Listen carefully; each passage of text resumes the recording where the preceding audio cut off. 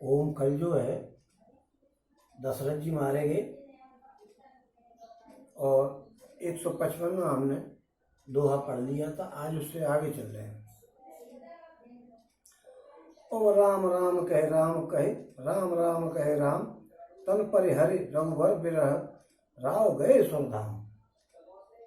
और जियन मरण फल दशरथ पावा, अंड अनेक अमल जस छावा, जेत राम विद बदन निहारा, और राम विरह कर मरण समारा। और शोक विकल सबर रोबने रानी रूपशील, बल तेज बखानी करे विलाप अनेक प्रकारा, पर है भूमि तल बारह बारा। और बिल पे बिकल दास और दासी, घर घर रोदन कर है पुरवासी। अथ यहु आज भानु कुल भानु, धर्म अवधि गुण रूप निधानु। और गारी सकल के कई देही, नयन विहीन कीन जग जेही, विद बिल पतर रहन बिना बिहानी, और आए सकल महामुनि ज्ञानी। और तब वशिष्ठ मुनि समय सम कहे अनेक इतिहास, शोक निवारु सभय कर निज विज्ञान प्रकाश।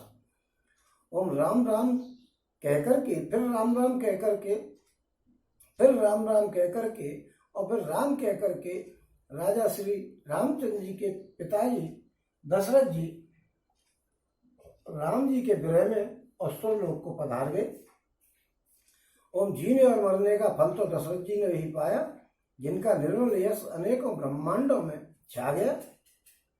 जीते जी तो श्री रामचंद्र जी के चंद्रमा के समान मुख को देखा और श्री राम जी के विरह को निमित्त बना करके और अपना मरण सुधार लिया।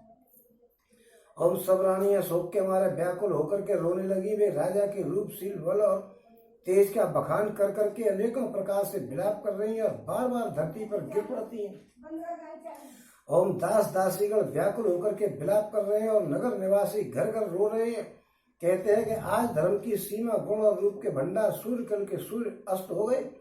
और सब केकई को गाली दे रहे हैं, जिसने संसार भर को बिना नेत्र का कर दिया।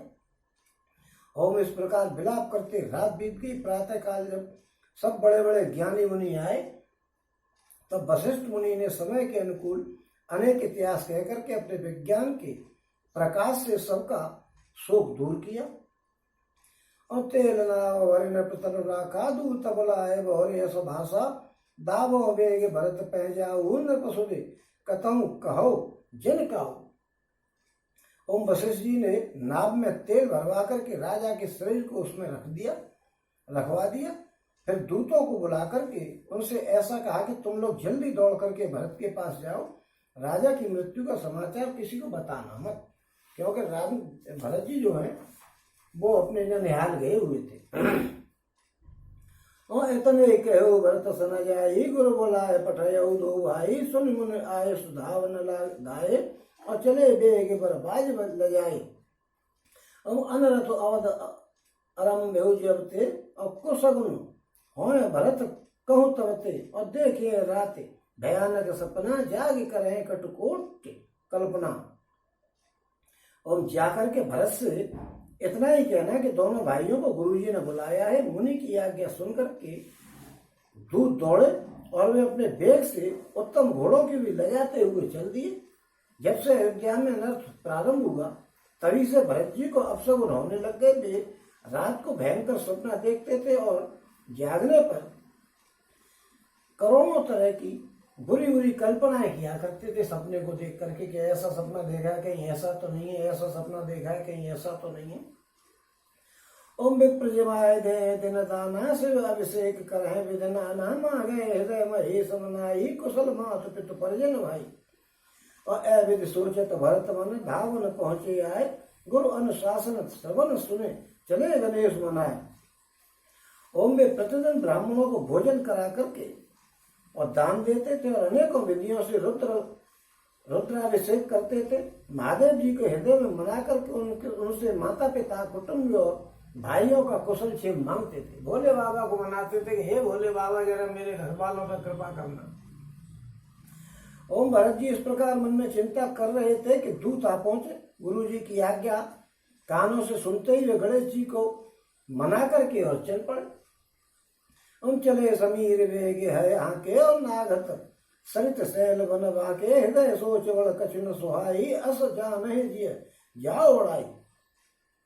और एक निमेष बरस समझ आई यह विधि भरत नगर नियराई असगुन हो नगर बैठारा रटहि कुभांति कुखेत करारा। और कर से यार बोले प्रतिकूला सुन सुने होए भरत मन सूला श्री हत सरिता वन बागा नगर विशेष भयावन लागा।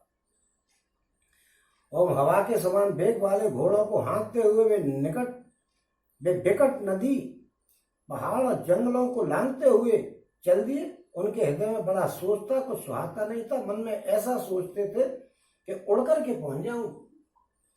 और एक एक निमेष वर्ष के समान बीत रहा था।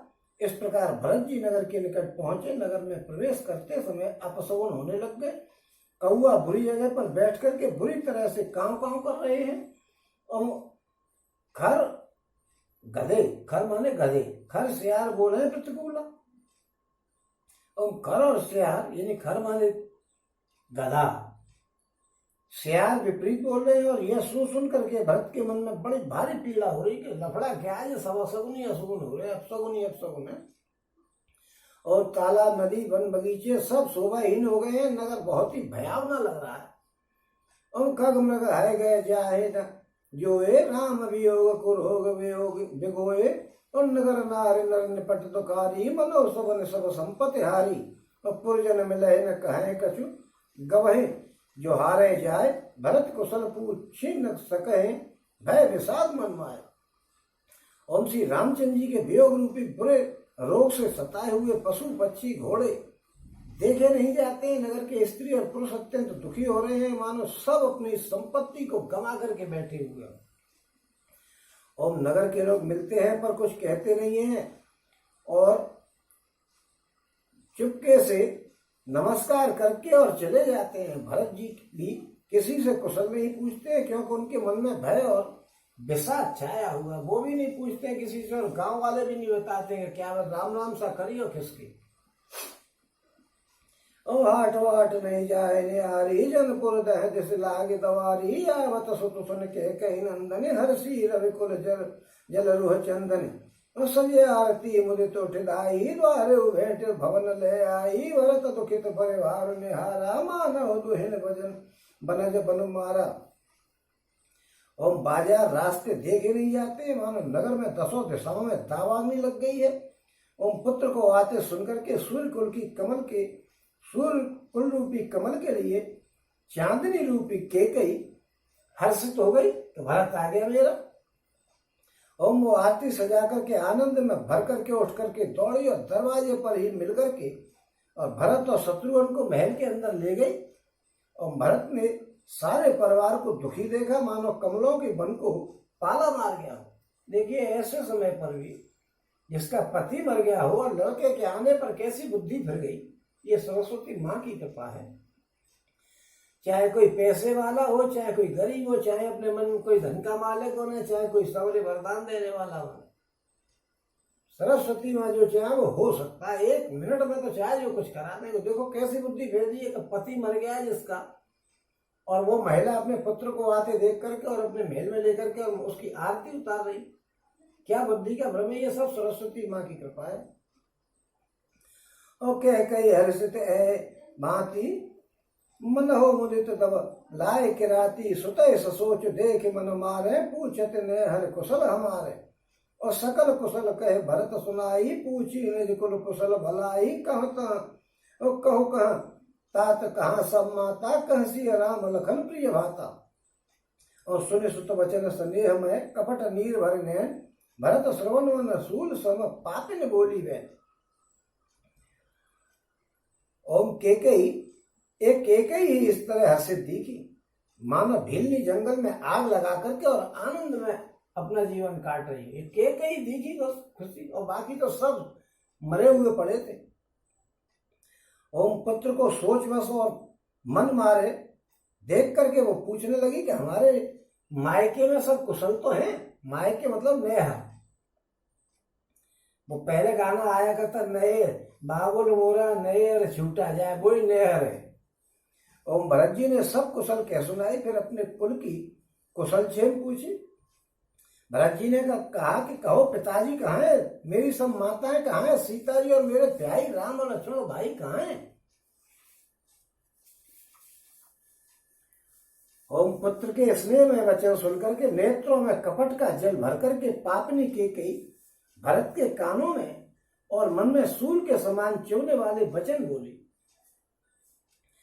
तात बात में सकल समारी भय मंथरा सहाय विचारी कछुक काय विधि बीच बिगारो भूपत सुरपत पग पुर पग धार्यु सुनत भरत भय विश्वास विषादा जिन सहमेऊ करके हरिनादा तात तात रहा तात पुकारी परे भूमि तल व्याकुल भारी चलत न देख न पाए तो ही तात न राम सौंपे मोही बहुर धीर धरे उठे सवारी कह पे तुमरन हे तुम्हें तारी। ओम हे तात, मैंने सारी बात बना ली थी, बेचारी मंत्रा मेरी सहायक हो गई। ओम पर विधाता ने बीच में जरा सा काम बिगाड़ दिया। वो ये बिगाड़ दिया कि राजा जो है दशरथ जो है परलोक को सिधार गए। ओम भरत ये सुनते ही विषाद के मारे बेबस हो गए, बेहाल हो गए, मानो सिंह को की गर्जना सुनकर के और हाथी सहम जाता है। ओम हे तात पुकारते हुए वे अत्यंत व्याकुल होकर के जमीन पर गिर पड़े। ओम और विलाप करने लगे कि हे तात, मैं आपको चलते समय भी नहीं देख सका, आप मुझे श्री राम जी को सौंप भी नहीं पाए। फिर धीरज धर करके वे संभल करके उठे और बोले कि माता पिता के मरने का कारण क्या है, ऐसे अचानक मर कैसे गए, मैं तो अच्छे वाले छोड़ करके गया था। और सुन सुत वचन कहत के मरम 5 जन्म आहुर दे आदि तैसो आपन करनी कुटिल कठोर मुदित मन वर्णी। हम भरत है बिसरु पितु मरन सुनत राम बनस गौन हे तो अप न पाओ जान जिय थकित रहे धरे मौन। ओम पुत्र का वचन सुनकर के केकई कहने लगी, मानो मर्म स्थान को चाकू से चीर करके और उसमें जहर भर रही है। ओम कुटिल और कठोर केकई ने अपनी सारी करतूत शुरू से और आखिर तक के प्रसन्न मन से और सुना दी भरत को कि ऐसा ऐसा कर दिया मैंने, और मेरी मंत्रा ने मुझको ऐसी सलाह दी है कि बस तू अब राजा ही होनेगा। ओम श्री रामचंद्र जी का बन जाना सुनकर के भरत जी पिताजी का मरना भूल गए कि पिताजी मर गए तो मर गए, राम बन को चले गए। भाई प्यारा आदमी बन को चला गया, मरे पिताजी मर जाए, और हृदय में सारे अनर्थ का कारण अपने आप को जान करके खड़े रह गए चुपचाप। ओम बिकल बिलो के सुत है समुझावत मन हो जरे पर लोन लगावत तात राहो नहीं सोचे जो गो बेहड़े सुकृत जसु की भोगू। तो पुत्र को व्याकुल देख करके केकई समझाने लगी, मानो जिले पर नमक लगा रही हो। वो कहने लगी कि हे तात, राजा सोच करने के योग्य नहीं है, उन्होंने पुण्य और यश कमा करके और उसका पर्याप्त भोग किया, राजा के बारे में क्या सोच विचार कर रहे। और जीवत सकल जन्म फल पाए अंतामर पत सदन सिलाए यस अनुमान सोच परिहरु सहित समाज राजपुर करहूं। और जीवन काल में ही उन्होंने जन्म लेने के संपूर्ण फल पा लिए और अंत में वे इंद्रलोक को चले गए। ऐसा विचार करके सोच छोड़ दो और समाज सहित नगर का राज्य करो। क्या फालतू की बातों में रखा कि कौन मरा कैसे मरा, राज्य करो, मर के वो पहुंच गए। और सुन सुट से हमें राजकुमारू पाके छत जनु लाग अंगारू धीरज धरे भर ले उषा सा पापिन सबे भांति कुल नासा जो पे कुरच रही अति तो ही जनमत काहे न मारे मोही पेड़ काटते पालो सिंचा मीन जी अनंत बारे उलीचा। हंस बंसु दशरथ जनक राम लखन से भाई जन्नी तू जन्नी भई विदसन कछु न बसाए। और राजकुमार भरत जी ये सुनकर के बहुत ही सहम गए, मानो पके घाट पर अंगार लगा दिया। और उन्होंने धीरे धर करके बड़ी लंबी सांस लेते हुए कहा कि हे पापिन, तूने सभी तरह से कुल का नाश कर दिया। और हाय, यदि तेरी ऐसी अत्यंत बुरी रुचि थी तो तूने मुझे जन्म लेते ही मार क्यों नहीं दिया। और तूने पेड़ को काट करके पत्ते को सींचा और मछली के जीने के लिए पानी को सबले को निकाल दिया है। और मुझे सूर्यवंश दशरथ जी सरी के पिता और राम लक्ष्मण से भाई मिले, पर हे जननी, मुझे जन्म देने वाली माता तू हुई। विधाता से कुछ बस नहीं चलता है, क्या किया जाए। और जब कुमत कुमत ठहु खंड खंड हो हृदय न गय हूँ, बर मागत मन भय नहीं पीरा, गर न जिय मुह परौ न कीरा।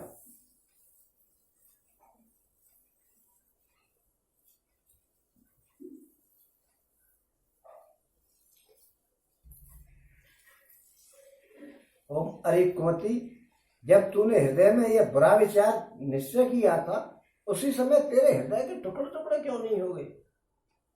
ओम वरदान मांगते समय तेरे मन में बिल्कुल भी पीड़ा नहीं हुई।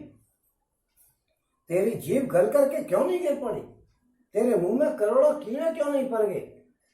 और भूप प्रतीत तोरे किम कीनी, और मरण काल विधिमति हर लीने विधु, न नार हृदय गति जानी, सकल कपट अवगुण खानी। और सरल सुशील धर्म रत राहु, सो किम जाने ती सुबाहु, अस को जीव जंतु जग माही, जय रघुनाथ प्राण प्रिय नाई। हमारी कुमति, तेरा राजा ने विश्वास कैसे कर लिया। विधाता ने मरने के समय पर उनकी बुद्धि को हर लिया होगा। स्त्रियों के हृदय की चाल को विधाता भी नहीं जान सकता है, आदमी की तो बात ही क्या है। वो संपूर्ण कपट पाप और अवगुणों की खान है। स्त्रियां जो है वो संपूर्ण कपट पाप और अवगुणों की खान होती हैं। भैया भरत जी कह रहे, मैं नहीं कह रहा हूं। ओम फिर राजा तो सीधे सुशील और धर्मपरायण थे, वे भला स्त्री स्वभाव को कैसे जान सकते थे। अरे जगत के जीव जंतुओं में ऐसा कौन सा है जिसे श्री रघुनाथ जी प्राणों के समान प्यारे नहीं है। ये बताओ, भगवान किसको प्यारे नहीं है।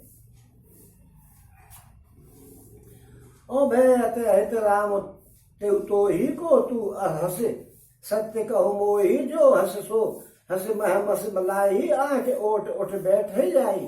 राम विरोधी हृदय ते प्रकट कीन विद मोहे, मोह समान को पात की बाद कहूं कछु तोय। ओम में श्री रामचंद्र जी भी तुझे अहिती हो गए, यानी बुरे लगने लग गए। तू कौन है, मुझे सच सच बता दे। तू जो है सो है, अब मुंह में काला करके और पल्ली तरफ मुंह करके बैठ गया, मेरी आंखों के सामने मत आ। ओम विधाता ने मुझे श्री राम जी से विरोध करने वाला बताकर उत्पन्न कर दिया। ये विधाता ने मुझे राम जी का विरोधी बना दिया। विधाता ने मुझे हृदय से राम का विरोधी जाहिर कर दिया। मेरे बराबर पापी दूसरा कौन हो सकता है। मैं स्वयं ही तुझे कुछ कहता हूं, मैं तो पापी हूं और मैं तो तुझे व्यर्थ ही कुछ कह रहा हूं।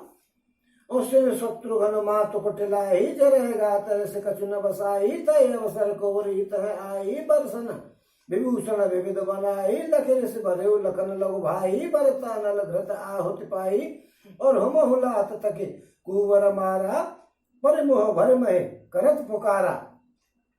और कुवर टूटे फूट कपारू, दलित दसन मुखे रुधिर प्रचारू, आहत है मैं काह न सावा, करत नीक फल अनायस पावा। और माता की कुटिलता सुनकर के शत्रुघ्न जी के अंग क्रोध से जलने लग गए, पर कुछ कह नहीं सकते थे। क्या करें, माता जी का मामला। और उसी समय भांति भांति के कपड़े और गहने पहन करके और कुबड़े आ गए। सच दस के क्या मेरा तो भारत होगा, मैंने सीख दी है इसलिए हो गया काम, मेरी सबसे ज्यादा पूछ है। और माता की कुटिलता सुनकर के शत्रुघ्न जी के अंग क्रोध से जल उठे, पर कुछ बस नहीं चलता। उसी समय पर कुबड़ी आ गई। उसे सजी हुई देख करके लक्ष्मण के छोटे भाई शत्रुघ्न जी क्रोध में भर गए और मानो जलती हुई आग को घी की आहुति मिल गई हो। उन्होंने जोर से तक करके कुबड़े पर एक लात मारी। वो चिल्लाती हुई और मुंह के बल जमीन पर गिर पड़ी। और कुवर टूट फूट कपारू, दलित दसन मुख रुधिर प्रचारू, आए दहे में काह न सावा, करत नीक फल अनायस पावा।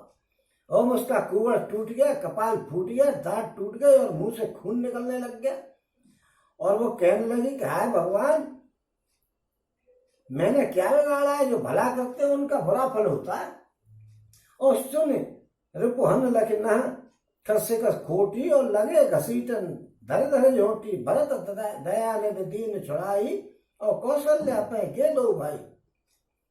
और मलिन बसन विवरण विकल कृष शरीर दुख भार कनक कल्प वर बेल मन मानव हनि तुषार। ओम उसकी यह बात सुनकर के और उसे नक्शे से तक दुष्ट जान करके श्री शत्रुघ्न जी झोटा पकड़ करके, यानी उसको गर्दन, उसको चुटिया को पकड़ करके चोटी को और घसीटने लग गए। तब दयानिधि भरत जी ने उनको छुड़ा दिया और दोनों भाई कौशल्या माता के पास गए। ओम कौशल्या जी मैले वस्त्र पहने हुए, चेहरे का रंग बदला हुआ है, व्याकुल हो रही है, दुख के बोझ से शरीर सूख गया है, ऐसे दिख रही है मानो सोच ने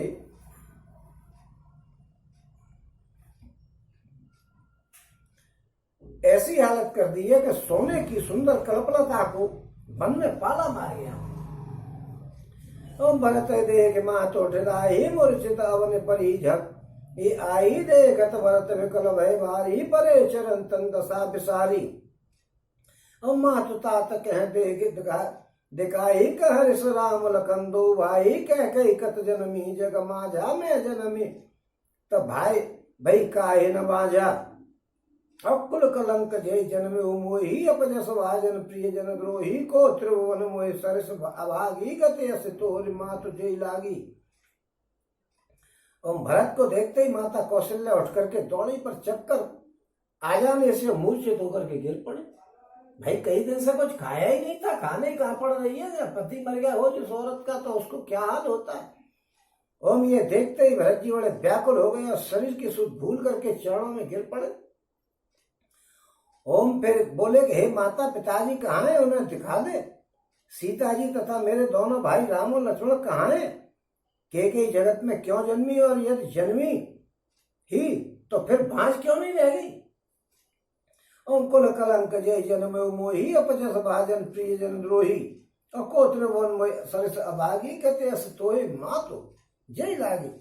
ओम जिसने कुल के कलंक अपयस के भांडे और प्रियजनों के द्रोही मुझ जैसे पुत्र को उत्पन्न किया, तीनों लोकों में मेरे समान अभागा कौन हो सकता है। और जिसके कारण हे माता ये तेरी दशा हुई है। और पित सुरपुर पन रघुवर केतु, मैं केवल सब अनरत हेतु, दिग मोहे भयो बैन बस बन आगी, दुसह दाह दुख दूसर भागी। और मात भरत के वचन मृदु सुन पुन उठी सवार, लिए उठाए लगाए और लोचन मोचत पार।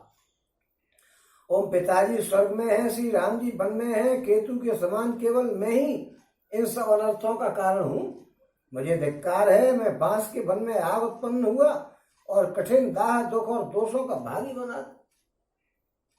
ओम भरत जी के कोमल वचन सुनकर के माता कौशल्या जी फिर संभल करके उठी और उन्होंने भरत को उठा करके छाती से लगा लिया और नेत्रों में आंसू बहाने लगे। और सरल स्वभाव माए हे लागे लाए अति हित, मनो राम फिर आए, भेंटे बहुर लखन लगवाई, सो कुसने न हृदय समाये। ओम सरल स्वभाव वाली माता ने बड़े प्रेम से भरत जी को हृदय से लगा लिया, मानो श्री रामचंद्र जी दोबारा से लौट करके आ गए। ओम फिर लक्ष्मण जी के छोटे भाई शत्रुघ्न को हृदय से लगा लिया, शोक और स्नेह हृदय में नहीं समाता। ओम देख सुबाए कहत सब कोई, राम माँ तो अस काहे न होई, माता भरत गोद बैठारे, आंसू पहुंच मृदु वचन उचारे। और अजो बच्चे बल धीरे हूँ, को समय समझ शोक परिहर हूँ जान, और जन मान होए हानि गलानी, काल करम गति अघटित जानी। ओम कौशल्या जी का स्वभाव देख करके सब कोई कह रहे हैं कि श्री रामचंद्र जी की माता का ऐसा स्वभाव क्यों नहीं होगा। और माता ने भरत जी को गोद में बैठा लिया और उनके आंसू पहुंच करके कोमल वचन बोली कि हे बस मैं भलैया लेते तो अब भी धीरज धरो, बुरा समय जान करके शोक को त्याग दो, काल और कर्म की गति अमिट जान करके हृदय में हानि और ग्लानि मत करो। और का होई दोष देहो जनता ता, भा मोहे सब विद भाम विदाता, जो है तऊ दुख मोहे जे आभा, जो को जाने काते भावा। अपित आयस भूषण बसन तात तजे रवीर, विस्मय हर्षन हृदय कछु परिहरे बलकल चीर। और मेहतात किसी को दोष मत दो, बिताता मुझको सब प्रकार से उल्टा हो गया। ओम जो इतने दुख पर भी मुझे जिंदा रख रहा है, अब भी कौन जानता है कि उसे क्या भा रहा है। और मेहतात पिताजी की आज्ञा से श्री रघुवीर जी ने भूषण और वस्त्र त्याग दिए और बलकल वस्त्र पहन करके और पहन लिए, और उनके हृदय में कोई सुख और दुख कुछ था ही नहीं। और मुख प्रसन्न होना रंग रोसु सब कर सब विद करे पर तोसु चले विपिन सुन सिय संग लागी रहे न राम चरण अनुरागी। और सुनत ही लखन चले उठ साथा रहे न जतन की हे रघुनाथा तब रघुपति सब ही शरणाई चले संग सिय और लगवाई। और राम लखन सिय बने सिधाए गई न संग न प्राण पटाए यह सब भाई न आके न आगे तब तो न तजाए तनु जीव अभागे। और उनका प्रसन्नता मन में न आसक्ति थी न रोष था, सबका सब तरह से संतोष करा करके वे वन को चल दिए। यह सुनकर के सीता जी भी उनके साथ चल दी और श्री राम जी के चरणों की अनुरागनी में किसी तरह से रुकी नहीं। ओम सुनते ही लक्ष्मण जी साथ होकर के चल दिए। श्री रघुनाथ जी ने उन्हें रोकने का बड़ा प्रयत्न किया था पर वे रुके ही नहीं। ओम तब श्री रघुनाथ जी सबको सिर नवा करके सीता जी और छोटे भाई लक्ष्मण जी को साथ लेकर के और वन को चले गए। ओम राम और लक्ष्मण और सीता वन को चले गए और मैं न तो उनके साथ गई और न मेरी मृत्यु हुई। यह सब इन्हीं आंखों के सामने हुआ तो भी मेरे अभागे जीवन को धिक्कार है कि वो मरता नहीं। ओ मोह न लाज न जने राम सरे सुत में मेहतारी जे मरे वल भूपति जाना मोरे सत कुल सुमाना। ओम कौशल्या के वचन सुन भरत सहित रनवास व्याकुल बिलपत राजगृह मनहु मानो शोक निवास। ओम अपने स्नेह की ओर देख करके मुझे लाज भी नहीं आती। राम शनि के पुत्र की माता और जीना और मरना तो राजा ने खूब सीखा है। मेरा हृदय तो सैकड़ों वज्रों के समान कठोर है, राम के जाने पर नहीं मरे। जीना मरना तो राजा का काम है कि देखो राम गए और वो गए। ओम कौशल्या जी के वचनों को सुनकर के भरत सहित सारा रनवास व्याकुल होकर के विलाप करने लगा। राजमहल में मानो शोक का निवास बन गया हो। राजमहल ऐसा हो गया कि जहाँ पे शोक रहता है। ओम बिल पै बिकल भरत दो भाई कौशल्या लिए हृदय लगाई बातें नेक भरत समझ आए कह विवेक में वचन सुनाए। ओम भरतो मातु सकल समझ आई कहे पुराण श्रुत कथा सो आई। और छल विहीन सुच सरल सुवानी बोले भरत जोर जुग पानी। ओम भरत शत्रुघ्न दोनों भाई विकल होकर के विलाप करने लग गए। तब कौशल्या जी ने उनको हृदय से लगा लिया और अनेक प्रकार से भरत जी को समझाया और बहुत सी विवेक भरी बातें कहकर के सुनाया। ओम भरत जी ने भी सब माताओं को पुराण और वेदों की सुंदर कथाएं कहकर के समझाया। दोनों हाथ जोड़ करके भरत जी चल रहे पवित्र और सीधी सुंदर वाणी बोले। और जे मात पिता सुत मारे गाय गोठ में सुरपुर जा रहे। और जे अगतिय बालक बद कीने मीत मही पत माहुर दीने। और जे पातक उपपातक ही करम मचन मन भव कवि कही ते पातक मोय हो विदाता जो यह होय मोर मत माता। और जे परे हरे हरि हर चरण भजय भूत गण घोर ते कह गति मोय देव विधि जो जननी मत मोर।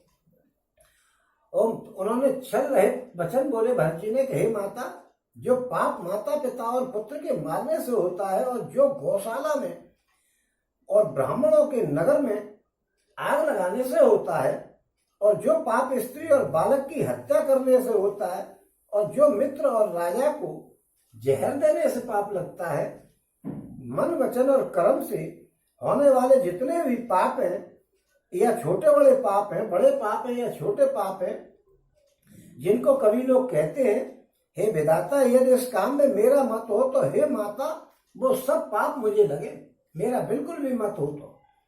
और जो लोग श्री हरि और शंकर जी के चरणों को छोड़ करके भयानक भूत प्रेतों को भजते हैं, हे माता यदि इनमें मेरा मत हो तो विधाता मुझे उन्हीं की गति को प्रदान करे। ओम बेचे वेद धर्म दुले ही पित सुन पराय पाप कह दे। ओम बेचे वेद धर्म ले ही पिसुन पराय पाप कह दे ही कपटी कुटिल कलह प्रिय क्रोधी वेद विदूषक विश्व विरोधी लोभी लंपट लुपचारा जेता कह पर धन परदारा पावों में तिनके गति घोरा जो जननी यह सम्मत मोरा। और जे न साधु संग अनुरागे परमारथ पथ विमुख अवागे जे न भजे हरि नर तन पाई जिन्हें न हरि हर सुजस्व हाई और तज सुत पंथ बाम पथ चलहि पंचक बिरच भेष जन चलहि तिन के गति मोय शंकर देहु जन्मी जो ये जानो भेऊ। और मात भरत के वचन सुन साचे सरल सुभाए कहत राम प्रीता तो तुम सदा वचन मन काय। और जो लोग वेदों को बेचते हैं धर्म को दोह लेते हैं चुगलखोर हैं। देखो भैया चुगलखोर बड़े भारी पापी माने जाते हैं। सब जगह पे चुगलखोर की बात बताई जाती है कि चुगलखोर बड़ा खराब होता है। और दूसरों के पापों को कहते हैं, दूसरों के पापों को कहना भी गलत है। ओम जो कपटी है, कुटिल है, कलहप्रिय है और क्रोधी है तथा जो वेदों की निंदा करने वाले हैं और विश्व भक्त के विरोधी हैं। ओम जो लोग ही लंपट और लालचियों का आचरण करने वाले हैं, जो पराये धन और पराई स्त्री की ताक में रहते हैं। हे जन्मी, यदि इस काम में मेरी सम्मति हो तो मैं उनकी भयानक गति को पाऊं। ओम जिनका सत्संग में प्रेम नहीं है, जो अभागे परमार्थ के मार्ग से विमुख हो गए हैं, जो मनुष्य रूप शरीर पाकर के और श्री हरि का भजन नहीं करते हैं, जिनको हरि और हर यानी भगवान विष्णु और शंकर जी का श्रेयस नहीं सुहाता है, जो वेद मार्ग को छोड़ करके और प्रतिकूल मार्ग पर चलते हैं, जो ठग हैं और भेष बना करके जगत को चलते हैं। हे माता, यदि मैं इस भेद को जानता भी हूं तो शंकर जी मुझे उन्हीं लोगों की गति में भेजे। और माता कौशल्या भरत जी के स्वाभाविक ही सच्चे और सरल वचनों को सुनकर के कहने लगी कि हे तात, तुम तो मन वचन और शरीर से सदा ही श्री रामचंद्र जी के प्यारे हो, तुम ऐसी बात क्यों सोच रहे हो।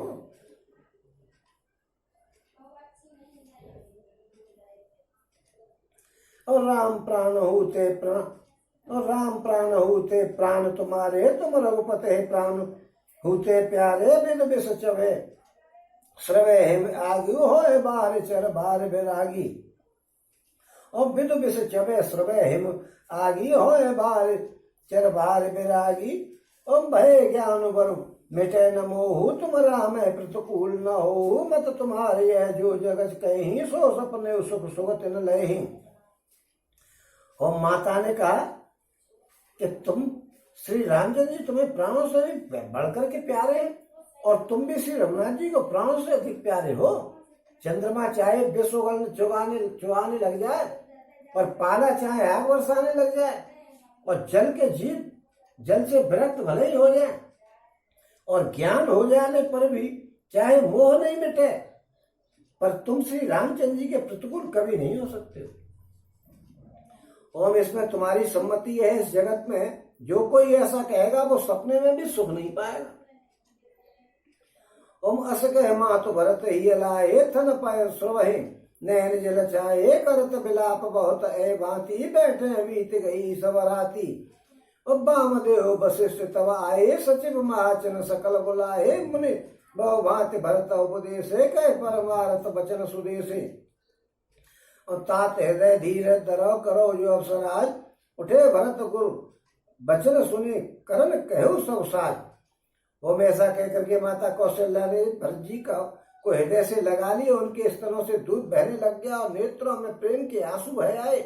इस प्रकार बहुत विलाप करते हुए सारी रात बैठे ही बैठे बीत गई। तब वामदेव जी और वशिष्ठ जी आए। उन्होंने सब मंत्रियों तथा महाजनों को बुलवाया। फिर मुनि वशिष्ठ जी ने परमार्थ के सुंदर समय के अनुकूल वचन कह करके बहुत प्रकार से भरत जी को उपदेश दिया। ओम उन्होंने कहा कि हे तात, हृदय में धीरज धरो। आज जिस कार्य के करने का अवसर है उसे करो। गुरु जी के वचन सुनकर के भरत जी उठे और उन्होंने सब तैयारी करने के लिए कहा। और नृपतन वेद विदित अनबाबा, परम विचित्र विमान बनावागत। गहे पद भरत मातु सबरा की, रही राम दर्शन अभिलाषी। तुम चंदन अगर भार बहु आहे, अमित अनेक सुगंध सुहाए। सरोज तीर रचि चितावनाई, जन सुर पुरुषो पान सुहाई। होए विदता क्रिया सब कीनी, विदवत नाय तल अंजलि दीनी। सोध सुमृति सब वेद पुराना, कीन भरत दस घात विधाना। ओम वेदों में जैसी रीत बताई गई थी, राजा की देह को स्नान कराया गया और परम विचित्र विमान बनाया गया। भरत जी ने सब माताओं को चरण पकड़ करके रखा, यानी वो सती हो रही थी तो उनको रोक दिया कि आप मरो मत। ओम बे रानी भी श्री राम जी के दर्शन की अभिलाषा से और सती नहीं हुई, पहले सती प्रथा चलती थी। ओम चंदन और अगर के तथा और भी अनेक प्रकार के अपार सुगंधित द्रव्यों से बहुत से भोज आए, यानी लकड़ी के गट्टर आए और सरयू के तट पर सुंदर चिता रच करके बनाई गई, मानो स्वर्ग की सुंदर सीढ़ी हो। इस प्रकार सब दाह क्रिया की गई और सबने विधि पूर्वक स्नान करके तिलांजलि दी। वेद, स्मृति और पुराण सबका मत निश्चय करके उसके अनुसार भरत जी ने पिता का दाह गात्र विधान यानी सबरे कामों का क्रियाकलाप किया। देखिए पहले जो है वो सती प्रथा चलती थी, मेरी समझ में तो वो आज भी होती तो बढ़िया होती, क्योंकि जो सती नहीं होती है और कम उम्र में विधवा हो जाती है, वो तो बस जीवन में अपने माँ बाप और अपने कुल के लिए, जिस कुल में वो आई है उसके लिए भारी विशेष परेशानी का विषय बन जाती है। इज्जत को तो 2 मिनट में उछाल देती है और नहीं उछालती है मान लो अगर इज्जत को, तो वो दुख पाती। कोई दूसरी शादी की कहता है तो कोई गलत नजर से देखता है, कोई घर में उसकी बकत नहीं होती कि ये अपने पति को खा गई या हुई।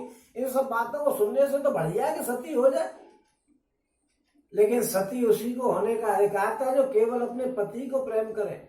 जो और प्रेमियों को प्रेम करके आई हो वो काय को सती होगी, वो तो प्रेमियों से फिर जाकर के मिल जाएगी। लेकिन सती प्रथा थी बढ़िया, सबरे कलेश खत्म, साथ में ही मर जाओ, न तो कोई बुरी नजर से देखेगा, न कोई बुरी बात बोलेगा और न तुम्हें किसी प्रकार का कष्ट होगा, न कमाने के लिए कहीं जाना पड़ेगा, किसी के काम धंधे को सो कोई गलत नजर से देखे। लेकिन भैया आजकल के नेता लोग हैं सब सती प्रथा को खत्म कर रहे हैं। ओम जह जस मुनिवर आय सुदीना तह तस सहस भांति सौकीना। ओम भय वे शुद्ध दिए सबदाना धेनु भाज गज वाहन माना। तुम सिंहासन भूषण बनन अन्न धरन धन धाम दिए भरत लहे भूमि सुर बे पर पूर्ण काम। ओम मुनिश्रेष्ठ वशिष्ठ जी ने जहां जहां जैसी जैसी आज्ञा दी वहां वहां भरत जी ने वैसा ही हजारों प्रकार से किया। शुद्ध हो जाने पर सब दान दिए, गैया और घोड़े हाथी आदि अनेक प्रकार की सवारियां, सिंहासन, गहने, कपड़े, अन्न, पृथ्वी, धन और मकान भरत जी ने दिए। भूदेव ब्राह्मण दान पाकर के पूर्ण काम हो गए, यानी सब दान देंगे शुद्ध होकर के। जब तक आदमी मर जाता है, हालांकि उसका दाग नहीं लगे जब तक, तो दान करने का सबसे बढ़िया मौका है। आदमी मर गया हो और उसकी खोपड़ी फोड़ करके चिता में और नहीं लगाई, नहीं फोड़ी हो खोपड़ी, तब तक दान करने का बहुत बढ़िया समय होता है। लेकिन अगर खोपड़ी फोड़ दी तो घर में सूतक लग गई, और सूतक से जब तक 13वीं पर पूजन और सब काम नहीं हो जाते, जब तक घर में अशुद्धता बनी रहती है, न तो किसी को दान लेने का अधिकार है और न दान देने का अधिकार है। जब सूतक खत्म हो जाते हैं, आखिरी स्नान होकर के मंदिर के दर्शन हो जाते हैं भगवान जी के, उसके बाद दान लेना देना सब होता है। तो भरत जी ने उसी के बाद दान, इसमें लिखा हुआ है कि शुद्ध हो जाने पर, और उन्होंने दान पुण्य किया, उससे पहले कोई दान पुण्य नहीं किया था। ओ पित हित भरत कीन जस करनी सो मुख लाख जाए नहीं बरनी सुदन सोध मुनि भरतवाए सचिव महाजन सकल बुलाए। और बैठे राज सभा सब जाहि पटे बोल भरत दो भाई भरत वशिष्ठ निकट बैठा रे नीति धर्म मय वचन उचारे। और प्रथम कथा सब मुनिवर करनी कह कई कुटिल कीन जस करनी भूप पर धर्म व्रतु सत्य सराहा जय तनु परिहर प्रेम निवाहा। हम कहत राम गुण शील सुबाहु सजल नयन पुन के मुनि राहु बहु लखन सिय प्रीत बखानी शोक स्नेह मगन मुनि जानी।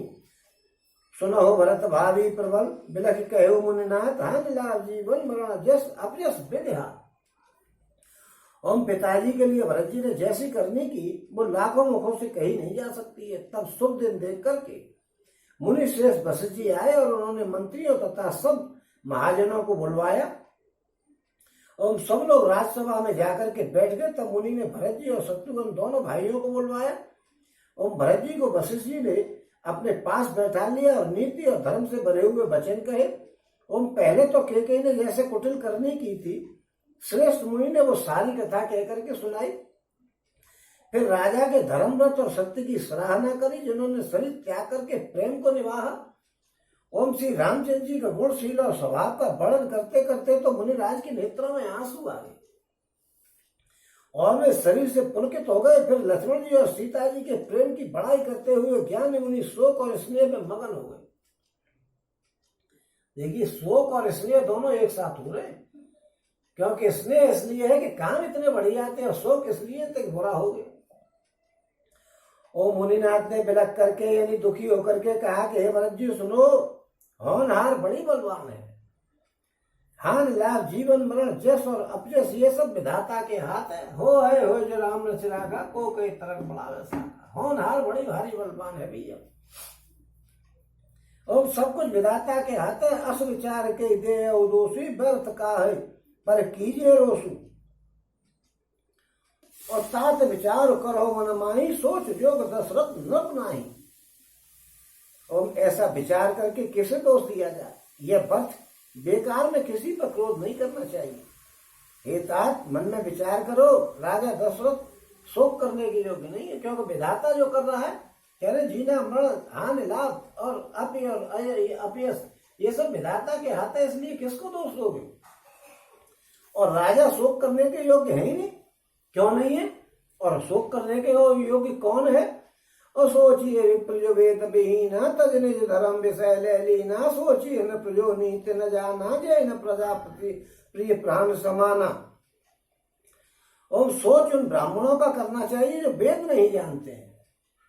भैया वेद को तो मेरे ख्याल से 99% लोग नहीं जानते, और मैं तो कह रहा हूँ पॉइंट 99 के बाद भी लगा दिए जाए तो भी लोग नहीं जानते वेदों क्या जान, नाम सुन लिए यही बहुत है। ओम और जो अपना धर्म छोड़कर के विषय भोगों में लीन, हाँ ये बात तो मानी जाएगी। ओम उस राजा का सोच करना चाहिए जो नीति नहीं जानता हो और जिसको प्रजा प्राणों के समान प्यारी नहीं हो,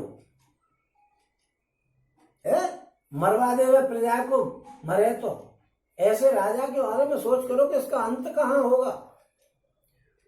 ओम उस वैश्य का सोच करना चाहिए। सोचिए वयस कृपन धनवानु जो न अतिथि सिर भगत सुजानु, और सोचिए शुद्ध विप्र अपमानी, सोचिए शुद्ध विप्र अवमानी मुखर मान प्रिय ज्ञान गुमानी। ओम उस वैश्य का सोच करना चाहिए धनवान होकर के भी कंजूस है, क्यों वैश्य कमाएगा दान नहीं करेगा ब्राह्मणों को तो फिर ब्राह्मणों की रोटी कहां से चलेगी भाई, इसलिए वो धनवान होकर के कंजूस है तो वो गलत आदमी है। ओम और जो अतिथि सत्कार तथा शिव जी की भक्ति करने में कुशल नहीं है, उस वैश्य के बारे में सोचिए। शिव जी की भक्ति वैश्य पे क्यों कराई जाती है, इसका जो है वो भागवत जी के 88वें उसमें अध्याय में 9वें स्कंद के वो 10वें स्कंद के 88वें अध्याय में ये बात बताई गई है कि शिव जी जो है वो पैसा देने वाले हैं सबको, और विष्णु भगवान जो पैसे को छीन लेने वाले। ये बात 88 या 89 अध्याय में भागवत जी के में सुखसुदार में 10वें स्कंद के में बताई गई। इसलिए शिव जी की भक्ति की बात करी कि वैसे शिव जी की भक्ति करेगा जब भी तो पैसा आएगा उसके पास। विष्णु भगवान जी की भक्ति कर ली तो बाबा जी और हो जाएगा, मालूम पड़ी कि कटोरा हाथ में। ओम उस शूद्र का सोच करना चाहिए जो ब्राह्मणों का अपमान करने वाला है, बहुत बोलने वाला है और मान बढ़ाई चाहने वाला है और उसको ज्ञान का घमंड रखने वाला है। ऐसे शूद्र के बारे में सोच करना चाहिए कि नरक के अलावा ये कहां जाएगा।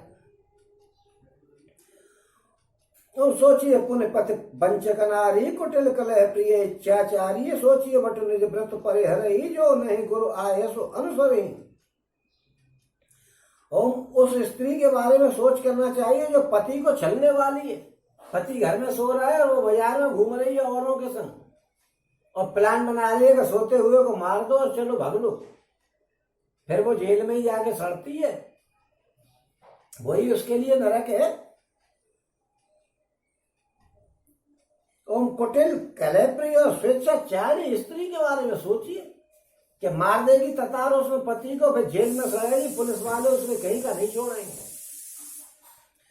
ओम ओम उस ब्रह्मचारी का सोच करना चाहिए जो ब्रह्मचर्य व्रत को छोड़ देता है और गुरु की आज्ञा के अनुसार नहीं चलता है। और सोचिए ग्रही जो मोह बस करे कर्म पथ त्याग, सोचिए जति प्रपंच रत विगत विवेक विराग। ओम उस गृहस्थ का सोच करना चाहिए जो मोह बस कर्म मार्ग का त्याग कर देता है।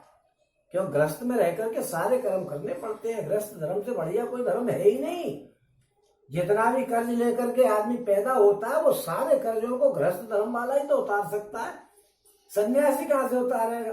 उस पर तो खुद के लिए रोटियों का साधन नहीं है तो वो अतिथि को क्या खिलाएगा?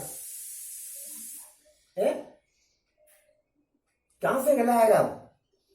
ओम बैखा न सोच है जो तप है जे भाव है भोगू सोचिए पसुन अकारण क्रोधी और जननी जनक गुरु बंद विरोधी। और सब विद सोचिए परोपकारी निज तन पोषक निर्दय भारी सोचहीन सब ही विद सोही जो नहीं छाण चलो हरिजन होई।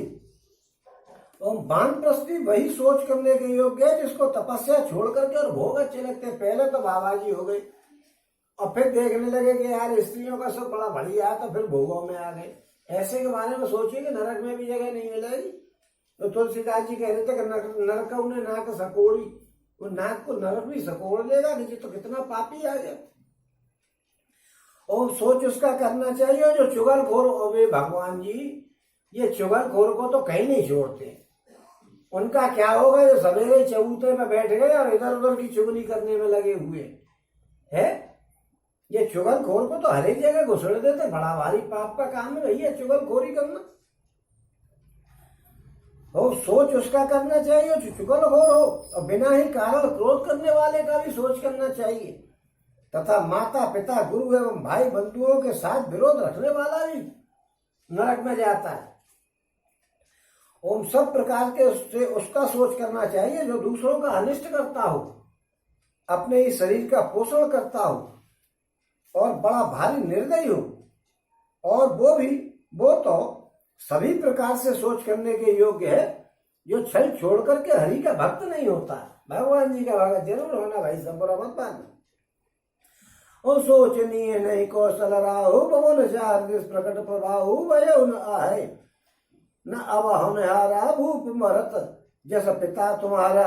और विदे हरे हर सुरपत दिसनाता बर नहीं सब दशरथ गुण गाथा। और कहो तात के भांति को कहे बड़ाई तास राम लखन तुम शत्रुहन सरिस स्वर्ण सुच जास। ओम कौशल राज दशरथ जी सोच करने के योग्य नहीं है जिनका प्रभाव 14 लोकों में प्रकट है। हे भरत तुम्हारे पिता जैसा राजा तो न हुआ है न होगा और न इस समय कोई और है। ओम ब्रह्मा विष्णु शिव इंद्र और दिक्पाल सभी दशरथ जी के गुणों की कथाओं को कहा करते हैं। ओम एतात कहो उनकी बड़ाई कोई किस प्रकार करेगा जिनके राम लक्ष्मण और तुम और शत्रुघ्न जैसे पुत्र हैं। और सब प्रकार भूपति बड़वागी बाद साधु करिए तही लागी। यह सुन समझ सोच परे हरिहु सर सिर धरे राज राजायस करूँ। और राय राजपत तुम कहो दीना पिता वचन फुरचा है की ना तजे राम जय वचन ही लागी तन परे हरिहु राम बेहरा हागी। और राजा सब प्रकार से बड़े भाग्यवान थे, उनके लिए विषाद करना तो बेकार है। यह सुन करके और समझ करके सोच त्याग दो और राजा की आज्ञा सिर पर चढ़ा करके। और राजा ने राजपद तुमको दिया है, पिता का वचन तुम्हें सत्य करना चाहिए। जिन्होंने वचनों के लिए श्री रामचंद्र जी को त्याग दिया और राम बेरा की अग्नि में अपने शरीर की आहुति दे दी। और नृपहे वचन प्रिय नहीं प्रिय प्राणा कर होता प्रिय पितु वचन प्रवाना करो सी धर भू पर जाई हक तुम क्या सब भांत भलाई। और परशुराम पे तो आज्ञा राखी मात लोक सब साखी तने जजाती जो बन दयु पितु आज्ञा अज सुन भयु। अनुचित उचित विचार तज जे पाले पितु बहन ते भाजन सुख सुजस के बसे अमर पते हैं।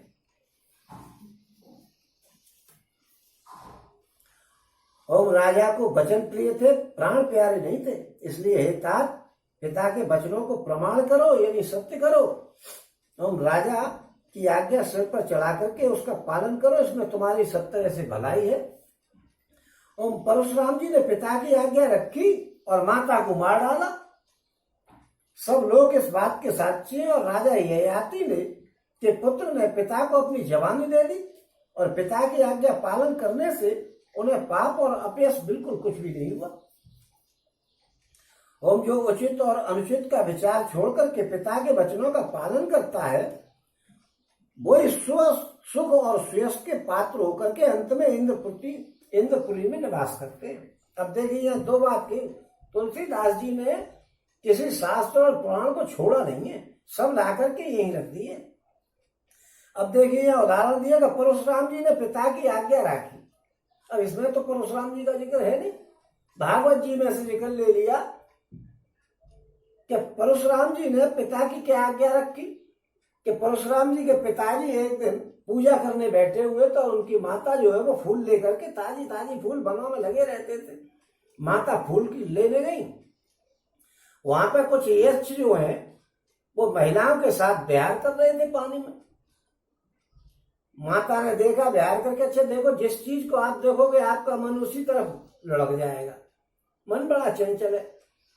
आप किसी धार्मिक कृत्य को देखोगे तो आपके मन में भी आएगी कि मैं भी धार्मिक कृत्य करूं, और किसी इस तरीके के बिहार तरीके के काम को देखोगे तो आपके मन में भी वही आ जाएगी कि हम भी ऐसा करें। तो उनकी माता के विचार थोड़े से दूषित हो गए, उनके भी मन में थोड़ा दोष आ गया, इसलिए वो थोड़ी सी फूल लाने में लेट हो गई और उनकी पूजा जो है बिना फूलों के करनी पड़ी। तो महाराज जो परशुराम जी के पिताजी थे वो जो है क्रोधित हो गए। जमदग्नि जी, उन्होंने कि अभी तक फूल लेकर के नहीं आई है। उन्होंने देखा, क्योंकि उनकी तो दूर दृष्टि थी, सब कुछ देख लेते थे। उन्हें देखी कि यक्षों को देख करके इसका मन दूषित हो गया। जैसे ही माता घर पे आई तो उन्होंने अपने 5 पुत्र थे उनसे चारों से कही कि ऐसा करो, इस माता को मार दो, ये दूषित होकर के आई है। पुत्र बोले, अरे पिताजी क्या कर रहे हो, माता को मार दे, ऐसा कैसे हो सकता है? उन्हें अच्छा नहीं मारोगे? पिताजी ने चारों को मार दिया। आए उधर से परशुराम जी, बोले अरे परशुराम क्या के अपनी माता को काट के फेंक दे। अच्छा पिताजी ठीक है। उन्होंने ली तलवार और खटाक से गर्दन काट दी, माता जी मार दी।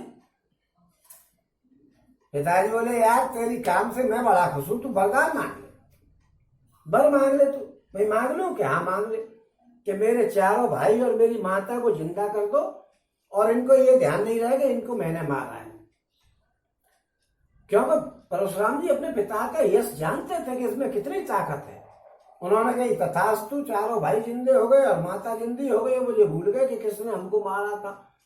तो यहाँ पर वही उदाहरण दिया है कि परशुराम जी ने पिता की आज्ञा मानी कि तुरंत माता को मार दिया।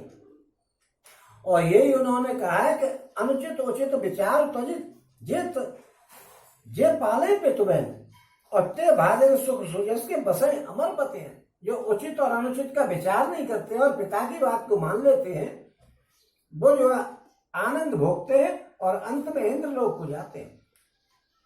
और दूसरा नाम दिया है इन्होंने ययाति के। ययाति के पुत्र ने पिता को अपनी जवानी दे दी थी। ययाति जो है वो यदुवंश के बड़े बूढ़े थे, उन्हीं के पुत्र थे यदुजी, क्रतुजी, कुरुजी, ये सब उन्हीं के पुत्र थे। क्रतुजी नहीं, कुरुजी थे। अब उनकी जो इच्छाएं पूरी नहीं हो पाई थी, ययाति जो थे उनकी जो है पंडितानी जी से विवाह हुआ था। श्री सुखदेव जी की कन्या से उनकी शादी हुई थी। क्योंकि सुखदेव जी जिस राजा के पुरोहित थे, पंडित जी महाराज थे, उनकी लड़की और सुखदेव जी की लड़की जो है वो शुक्राचार्य जी की, शुक्राचार्य जी की लड़की और उस राजा की लड़की जो है वो एक बार तालाब में स्नान कर रही थी वस्त्रहीन होकर के। उधर से भोले बाबा निकले चले जा रहे थे तो महिलाएं अपनी सहेलियों के साथ नहा रही थी। उन्होंने देखा कि भोले बाबा आ रहे हैं तो सब भागी और अपने अपने कपड़े उठा करके पहन लिए। तो ऐसी गलती हो गई कि राजा की लड़की ने पंडित जी की लड़की के कपड़े पहन लिए। पंडित जी की लड़की आई कि अरे तूने मेरे कपड़े पहन लिए। पंडित जी की लड़की ने राजा की लड़की को 500 तरह की सुनाई। राजा की लड़की बोली कि अरे हमारे टुकड़ों में पलने वाली पंडितों की औकात क्या है, तुम हमारे दरवाजे पर पड़े रहते हो और कौआ की तरह देखते रहते हो, कोई दान पुण्य लेके आए तब खाओ। बड़ी बुरी बुरी बात कह डाली और धक्का दे करके उसको कुएं में गिरा दिया पंडित जी की लड़की को। और वो उसके पहन करके और कपड़े लेकर के चली गई। उधर से जो है ययाति जो है वो शिकार खेलते हुए चले आ रहे थे, तो उनको प्यास लग रही थी। उन्होंने देखा कोई कुआ हुआ मिल जाए तो पानी पिए। उनको एक कुआ मिला, उसमें देखा, उन्होंने जैसे ही बर्तन डाला, बाल्टी डाली कुएं में पानी निकालने के लिए, देखा कि उसमें एक लड़की नंगी पड़ी हुई है।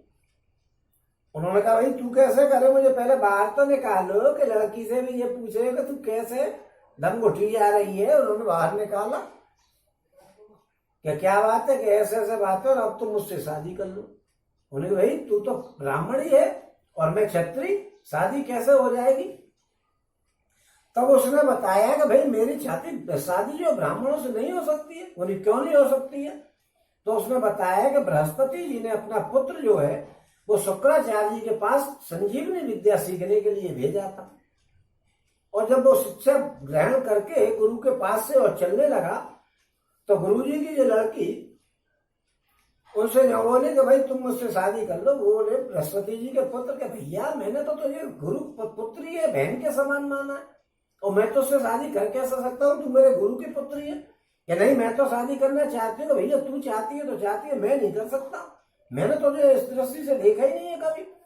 बोला नहीं मानेगा, तू कहना है कि नहीं मानेंगे। तो उन्होंने कही तेने मेरे पिताजी से जो सीखा है वो सब तू भूल जाए। उनको क्रोध आया कि यार मैं अपने नियम धर्म पे चल रहा हूँ और ये ऐसी बुद्धि को बुद्धि हो गई। उसने कही अच्छा कि जा आज के बाद तो उससे कोई ब्राह्मण शादी नहीं करेगा।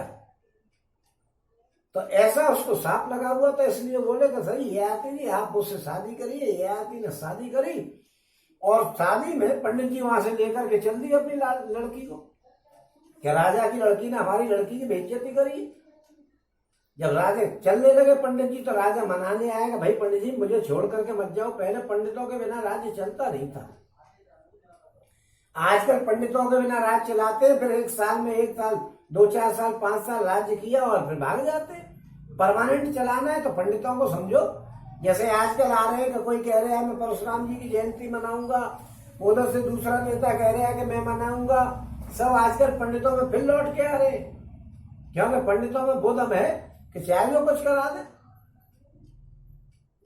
और पंडितों की ताकत को नहीं समझते। कुछ लोग कहते हैं पंडित जी ऐसे, पंडित जी वैसे।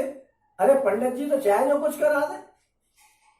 जो राजा गौरी था वो 16 बार हार गया था, पंडितों ने 17वीं बार उसी को जितवा दिया। और मायावती जो कभी राजा नहीं बन सकती, ब्राह्मणों को साथ लेकर के जीती और राज्य कर गई उत्तर प्रदेश पर। ये पंडितों का झटका है। राजा ने कहा महाराज मुझे छोड़ के मत जाओ, कि भैया देख अब मेरी लड़की से माफी मांग। बोले क्या बात है कि अपनी लड़की को मेरे दासी बना के भेज जिससे मेरी शादी हो रही है। बोले ठीक है साहब। तो लड़की जो है राजा ने अपनी लड़की दासी बना करके और शुक्राचार्य जी की लड़की की और ययाति के साथ भेज दी। शुक्राचार्य जी की लड़की से 3 लड़के हुए, उनमें यदु बड़े थे।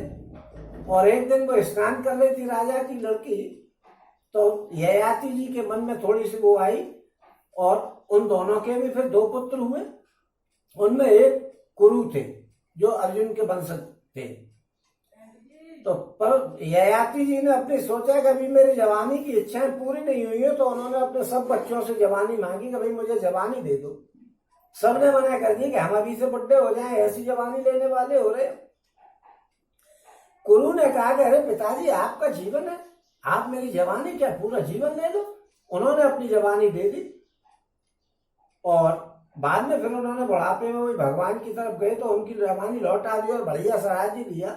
वो सारी बातें हैं, लेकिन यहाँ ये बताया गया कि कुरु ने अपने ययाति जी की पिता की बात मानी, और उनका यश आज तक जो है गाया जा रहा है, वही उदाहरण यहाँ दिया है। और ये बताया कि उचित और अनुचित का विचार छोड़ करके पिताजी की बात मान लेनी चाहिए। अवश्य नरेश वचन पुर कर हूँ पालव प्रजा शोक परिहर हूँ सुरपुर नृप पाए ऐसा परितोषु और तुम कहो सुकृत सुजस नहीं दोषु। ओम वेद विदित सम्मत सब ही काजे पितु देश पावे टीका करहु राज परिहरहु गलानी मानव मोर वचन हित जानी। ओम राजा का वचन अवश्य सत्य करो, शोक को त्याग दो और प्रजा का पालन करो। ऐसा करने से स्वर्ग में राजा को बड़ा संतोष होगा और तुमको पुण्य और सुंदर यश मिलेगा, कोई दोष नहीं लगेगा। ओम यह वेद में प्रसिद्ध है और सभी शास्त्रों के द्वारा सम्मत है कि पिता जिसको राज्य दे वही राजा बनता है। इसलिए तुम राज्य करो, ग्लानि को त्याग दो, मेरे वचन को हितकारी समझ करके और मान लो। और सुन सुख लहब राम वेदे ही अनुचित कहवन पंडित के ही कौशल्यादि सकल में तारी तब प्रजा सुख हो सुखारी। ओम परम तुम्हारा राम कर जानिए सो सब विद तुम सन बल मानिए। और सौंपे हो राज राम के आए सेवा करो स्नेह सुहाए। और कीजिए गुरु आयो सो अवश्य कहिए सचिव कर जोर। रघुपति आए उचित जस तस तब करब बहुल। ओम इस बात को सुनकर के श्री रामचंद्र जी और जानकी जी सुख पाएंगे और कोई भी पंडित इसको अनुचित नहीं कहेगा। कौशल्या आज तुम्हारी सब माताएं भी प्रजा के सुखी होने से सुखी हो जाएंगी। जो तुम्हारे और श्री रामचंद्र जी के श्रेष्ठ संबंध को जान देगा वो सभी प्रकार से तुम्हें भला मानेगा। श्री रामचंद्र जी लौट करके आ जाए तो उन्हें तुम राज्य सौंप देना और सुंदर स्नेह से उनकी सेवा करना। और मंत्री हाथ जोड़ करके कह रहे गुरु जी की आज्ञा का अवश्य पालन करना चाहिए। श्री रघुनाथ जी के लौट आने पर जैसा उचित हो वैसा तुम कर देना। ओ कौशल्याधर धीरज कहूँ पूत पत्य गुरु आय सोहि। ओम कौशल्याधर धीरज कही पूत पत्य गुरु आय सोहि। सो आदर है करिय हित मानी तरे विषाद काल गति जानी। अब बन रघुपति सुर पर नरनाहु तुम है भांति तात कदराहु। परिजन प्रजा सचिव सब अम्बा और तुम ही सुत सब कहा अवलंबा। ओम कौशल्या भी धीरे धर करके कह रही है कि हे पुत्र गुरु जी की आज्ञा बिल्कुल सही है, उसका आप आदर करो और हित मान करके उसका पालन करो। काल की गति को जान करके विषाद को त्याग दो। ओम श्री रघुनाथ जी वन में है, महाराज स्वर्ग में राज्य करने चले गए हैं। हे तात तुम इस प्रकार कातर हो रहे हो। हे पुत्र कुटुंब प्रजा मंत्री और सब माताओं के सबके एकमात्र तुम ही सहारे हो और तुम ही सहारे हो। और लख विधि बाम काल कठिनाई धीर धरो मातु बल जाई। सिर धर गुरु आय अनुसर और प्रजा पाल परिजन दुख हरू। ओम गुरु के वचन सचिव अभिनंदन सुने भरत ये हित जनु चंदन सुनी बहोरे मातु मृदवानी। शील स्नेह सरल सरस स्वामी। ओम स्वामी सरल सुमातु बानी सुन भरत व्याकुल भये लोचन सरोर स्रवत सींचत पिरह उर अंकुर नहीं। सो दशा देखत समय ते बिसरी सब है शुद्ध देह की। तुलसी सराहत सकल सादर सीव सहज स्नेह की। ओम विधाता को प्रतिकूल और काल को कठोर देख करके धीरज धरो। माता तुम्हारी भलाइयां लेती है। गुरु की आज्ञा को सिर पर चढ़ा करके उसी के अनुसार कार्य करो। प्रजा का पालन करो और कुटुंबियों का दुख को हरो। ओम भरत जी ने गुरु के वचनों और मंत्रियों के अभिनंदन को सुना जो उनके हृदय के लिए मानो चंदन के समान शीतल थे। फिर उन्होंने शीतल स्नेह और सरलता के रस में सनी हुई माता कौशल्या की वाणी को सुना। ओम सरलता के रस में सनी हुई माता की वाणी सुनकर के भरत जी व्याकुल हो गए। ओम उनके नेत्र कमल आंसुओं को बहाने लग गए और उनकी यह दशा देख करके उस समय सबको बड़ा भारी दुख हुआ और वो अपनी सुध को भूल गए। तुलसीदास जी कहते हैं कि स्वाभाविक प्रेम की सीमा श्री भरत जी की सब लोग आदर पूर्वक सराहना करने लग गए। ओम धीर धुरंधर धीर धर भरत कमल कर जोर। देत उचित उत्तर सबही बचन अमीय जन बोर। सियावर रामचंद्र पद जय शरणम शंकर हरि ओम जय जय सिया राम जय जय हनुमान हरि की जय। ओम मंगल भवने मंगलहारी नमो सुदशरथ गर्भहारी दीनदयाल वरस्तंभारी अरुणाधम संकट भारी। ओम धैर्य की धुरी को धारण करने वाले भरत जी धीरज धर करके कमल के समान हाथों को जोड़ करके वचनों को मानो अमृत में डुबो करके और सबको उचित उत्तर देने लगे, और जो उत्तर देंगे वो कल। बोलो सिया रामचंद्र भगवान की जय। बोलो सिया रामचंद्र भगवान की जय।